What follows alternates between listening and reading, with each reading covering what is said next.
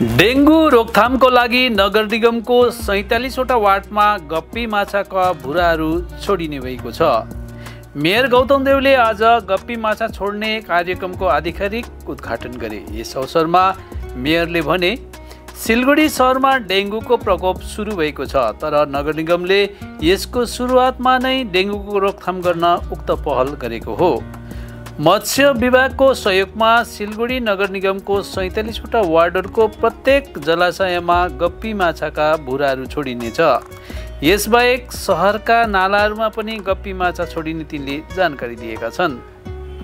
सिलगढी नगर निगमले मत्स्य विभागसित मिलेर उक्त गप्पी माछाका भुराहरू छोड्ने कार्यक्रम सुरु गरेको छ। गप्पी माछाका भुराहरू छोड्ने कार्यक्रम आज सिलगढीको विधान रोडबाट सुरु गरिएको छ। यस अवधि मेयर गौतम देव लगायत सिलगढी नगर निगमका मेयर परिषद तथा अन्य अधिकारीहरू उपस्थित थिए।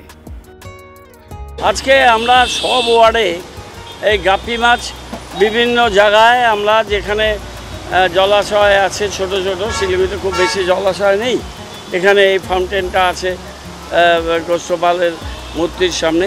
গতবার যে গাপ্পি মাছটা ছেড়েছিলাম আমরা, সেই গাপ্পি মাছ এখনও এখানে অনেক গাপ্পি মাছ এর ভিতরে আছে।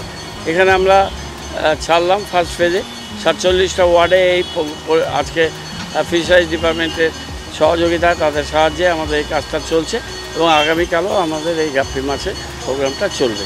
এটা ডেঙ্গি এবং এই মশার যে বারবারান্ত, সেটা এই গাপ্পি মাছগুলো সেই মশার লার্ভাকে ধ্বংস করে, তারা খেয়ে নেয় এবং সেটা আমাদের ভারসাম্যর ক্ষেত্রে এবং এই মশা নির্মূলের ক্ষেত্রে, এডিস মশা বিশেষ করে ডেঙ্গি জীবাণু বহনকারী মশা নির্মূলের ক্ষেত্রে একটা গুরুত্বপূর্ণ ভূমিকা নেয়।